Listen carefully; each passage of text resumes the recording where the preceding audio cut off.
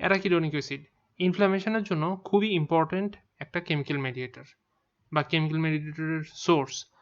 Arachidonic acid metabolites বলতে আমরা বুঝি প্রোস্টাগ্ল্যান্ডিন, প্রোস্টাসাইক্লিন, থ্রম্বোএক্সাইন A2, লিউকোট্রাইন, এই জিনিসগুলোকে।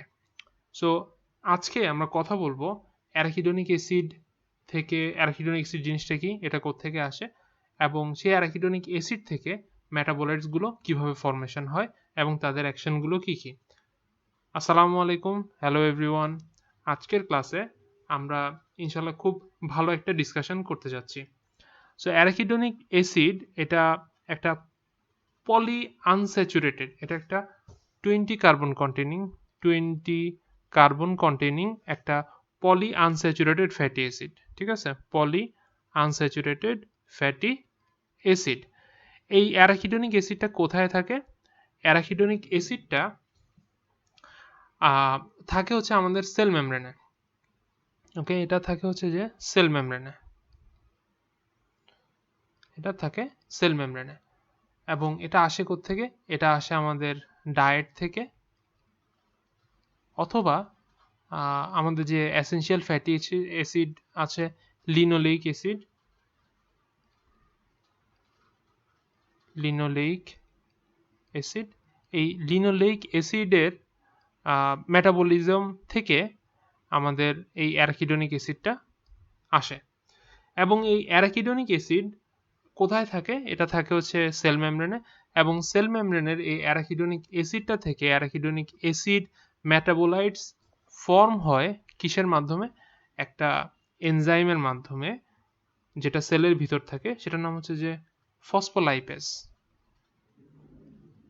ফসফোলাইপেজ, এই ফসফোলাইপেজ বা ফসফোলাইপেজ এই ফসফোলাইপেজগুলো কিভাবে অ্যাক্টিভেটেড হয়? এই ফসফোলাইপেজগুলোর অ্যাক্টিভেশন হয়, এই ফসফোলাইপেজগুলোর অ্যাক্টিভেশন হয় মেকানিক্যাল ট্রমা বা কেমিক্যাল ট্রমা বা ফিজিক্যাল স্টিমুলাইয়ের মাধ্যমে। ওকে, মেকানিক্যাল মেকানিক্যাল অথবা হচ্ছে যে ফিজিক্যাল অথবা হচ্ছে কেমিক্যাল অথবা আদার কোনো মেডিয়েটরের কারণে এই ফসফোলাইপেজ এনজাইমটা অ্যাক্টিভেটেড হয়, এবং অ্যাক্টিভেটেড হয়ে এই সেল মেমব্রেনের অ্যারাকিডোনিক অ্যাসিডগুলো ফর্ম করে অ্যারাকিডোনিক অ্যাসিড মেটাবোলাইটস। এবং অ্যারাকিডোনিক অ্যাসিড মেটাবোলাইটস গুলো যেগুলো আছে, এগুলো হচ্ছে যে ইকোসানয়েডস। ওকে, অ্যারাকিডোনিক অ্যাসিড মেটাবোলাইটস আর ইকোসানয়েডস। সো অ্যারাকিডোনিক অ্যাসিড মেটাবোলাইটসগুলোকে বলা হচ্ছে ইকোসানয়েডস। ইকোসানয়েডস। আচ্ছা, এটা ফরমেশনের দুইটা পাথওয়ে আছে। ওকে, সো পুরো জিনিসটা আমরা একটু এইখানে করি।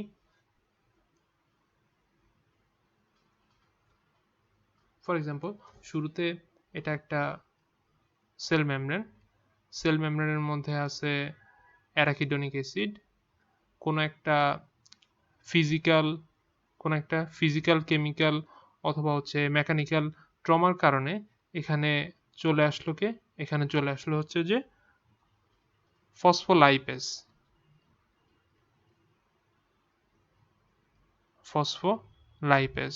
ফসফোলাইপেজটাকে অ্যাক্টিভেটেড করলো এই ফিজিক্যাল, কেমিক্যাল অর হচ্ছে মেকানিক্যাল ফ্যাক্টর।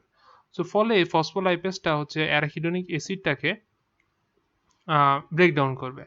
ব্রেকডাউন করার কারণে এই অ্যারাকিডোনিক অ্যাসিড থেকে দুইটা পাথওয়েতে তৈরি হবে এর মেটাবোলাইটসগুলো।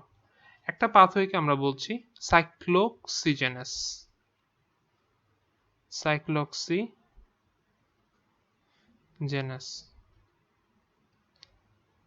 সাইক্লোক্সিজেনাস পাথওয়ে। এবং আরেকটার নাম হচ্ছে লাইপোক্সিজেনাস পাথওয়ে, লাইপোক্সিজেনাস পাথওয়ে।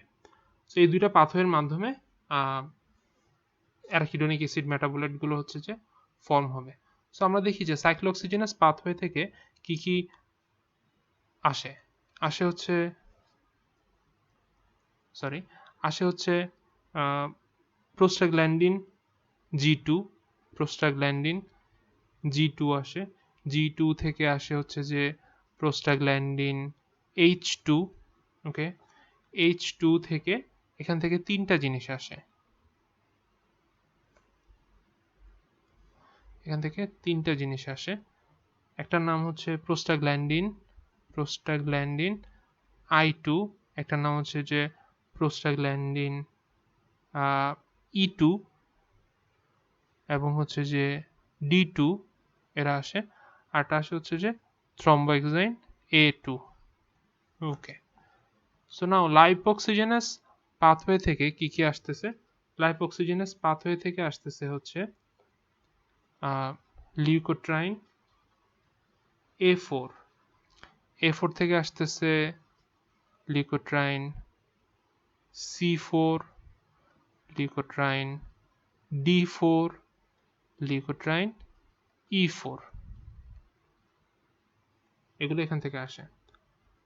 আচ্ছা, আর আরেকটা জিনিস আসে থ্রম্বোএক্সাইন লিউকোট্রাইন A4 থেকে, সেটা হচ্ছে যে লিউকোট্রাইন B4, ওকে, এবং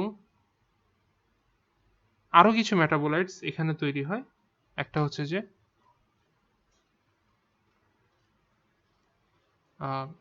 যে লাইপোক্সিন A4 অ্যান্ড লাইপোক্সিন B4, এগুলো হচ্ছে তৈরি হয়। আচ্ছা, এবার এগুলোর ফাংশন নিয়ে একটু কথা বলা যাক। যেমন লাইপোক্সাইন A4 এবং B4 এদের ফাংশন হচ্ছে যে ইনহিবিশন অফ ইনফ্লামেশন। এই যে লিউকোট্রাইন C4, D4 এবং E4, এদের কাজ কি? এদের একটা কাজ হচ্ছে ব্রঙ্কোস্পাজম।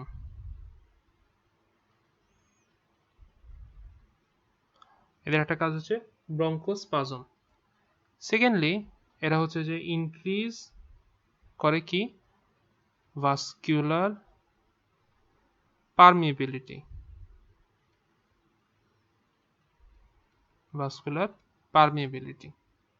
আচ্ছা,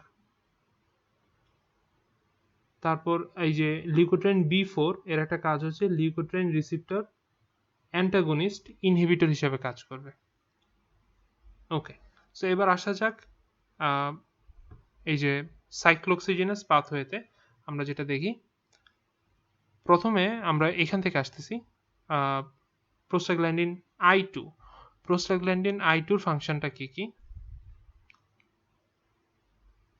প্রোস্টাগ্ল্যান্ডিন I2 কি করে? প্রোস্টাগ্ল্যান্ডিন I2-র কাজ হচ্ছে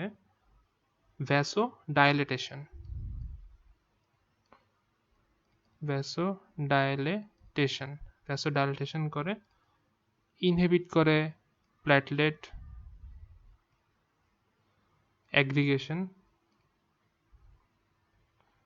অ্যাগ্রিগেশন। তারপরে আছে প্রোস্টাগ্ল্যান্ডিন D2 এবং E2, এদের কাজ কি? এদের কাজ হচ্ছে ভ্যাসোডাইলেটেশন করা।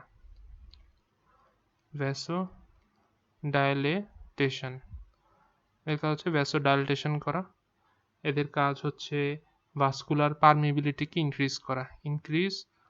Vascular permeability.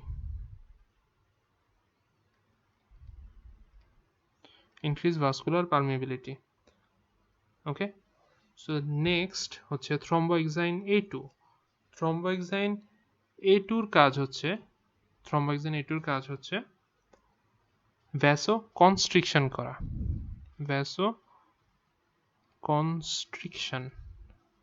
ভ্যাসোকনস্ট্রিকশন করবে, এরা হচ্ছে প্ল্যাটলেট অ্যাগ্রিগেশন করবে।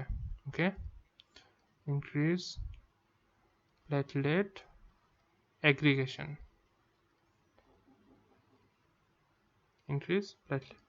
অ্যাগ্রিগেশন। সো এইটা হচ্ছে থ্রম্বোএক্সাইন A2-র function. So let's have a quick recap. Arachidonic acid হচ্ছে 20 carbon containing poly unsaturated fatty acid, যেটা কোত্থেকে আসতেছে, ডায়েট থেকে আসতেছে অথবা লিনোলেনিক অ্যাসিড থেকে অ্যারাকিডোনিক অ্যাসিডটা আসতেছে। এই অ্যারাকিডোনিক অ্যাসিডটা থাকে হচ্ছে যে সেল মেমব্রেনে, যেখানে ফসফোলাইপেজ এনজাইমটা অ্যাক্টিভেটেড হয় মেকানিক্যাল, ফিজিক্যাল অর কেমিক্যাল স্টিমুলেশনের মাধ্যমে, যেটা এটাকে ভেঙে দুইটা পাথওয়েতে এটার মেটাবোলাইটসগুলো ফর্মেশন করে। একটা হচ্ছে সাইক্লোঅক্সিজেনাস, একটা লাইপোঅক্সিজেনাস। সাইক্লোঅক্সিজেনাস থেকে প্রোস্টাগ্ল্যান্ডিন এবং থ্রম্বোক্সিন আসে, লাইপোঅক্সিজেনাস থেকে লিউকোট্রাইন এবং হচ্ছে যে লাইপোক্সাইন গুলো আসে। সাইক্লোঅক্সিজেনাস পাথওয়ে থেকে যেগুলো আসে সেই প্রোস্টাগ্ল্যান্ডিন I2, প্রোস্টাগ্ল্যান্ডিন E2 এবং D2, এগুলোর কাজ হচ্ছে ভ্যাসোডাইলেটেশন করা, যেখানে থ্রম্বোক্সিন A2 এর কাজ হচ্ছে ভ্যাসো কনস্ট্রিকশন করা। থ্রম্বোক্সিন I2 প্রোস্টাগ্ল্যান্ডিন অ্যাগ্রিগেশনকে ইনহিবিট করবে, কিন্তু থ্রম্বোক্সিন A2 সেটাকে হচ্ছে অ্যাগ্রাভেট করবে। অন্যদিকে লিউকোট্রাইন, C4D4 E4 এগুলো সবগুলোর কাজ হচ্ছে ব্রঙ্কোস্পাজম করা এবং ভাস্কুলার পারমিবিলিটিটা ইনক্রিজ করা, এবং সেম কাজটা কিন্তু করতেছে, এই ভাস্কুলার পারমিবিলিটি ইনক্রিজের কাজটা করতেছে প্রোস্টাগ্ল্যান্ডিন D2 এবং E2। অন্যদিকে লাইপোক্সাইন A4 এবং লাইপোক্সাইন B4 এর কাজ হচ্ছে ইনহিবিশন অফ ইনফ্লামেশন করা। আচ্ছা, এই পর্যায়ে আমরা আরেকটা জিনিস একটু দেখে নিই, যে আমরা জানি যে যখন ব্যথা হয় বা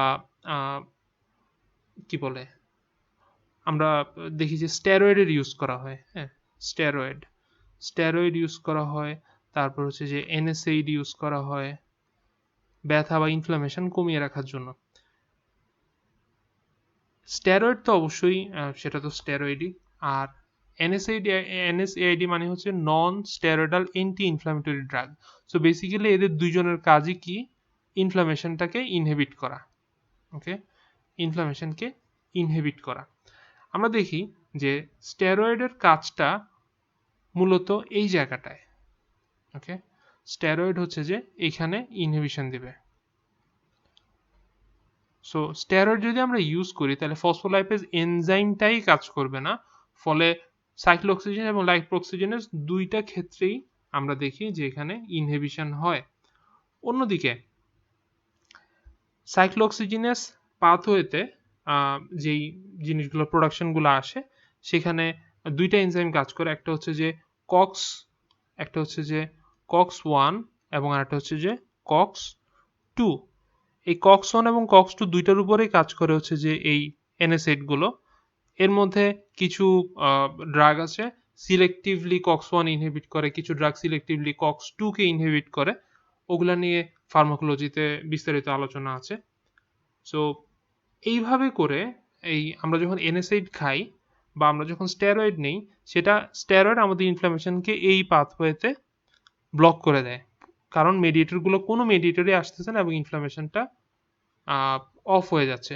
অন্যদিকে যদি আমরা NSAID খাই, অ্যান্টি ইনফ্ল্যামেটরি ড্রাগ, নন স্টেরয়েড অ্যান্টি ইনফ্ল্যামেটরি ড্রাগ, সেগুলো হচ্ছে সাইক্লোঅক্সিজেনাস পাথওয়েকে অফ করে।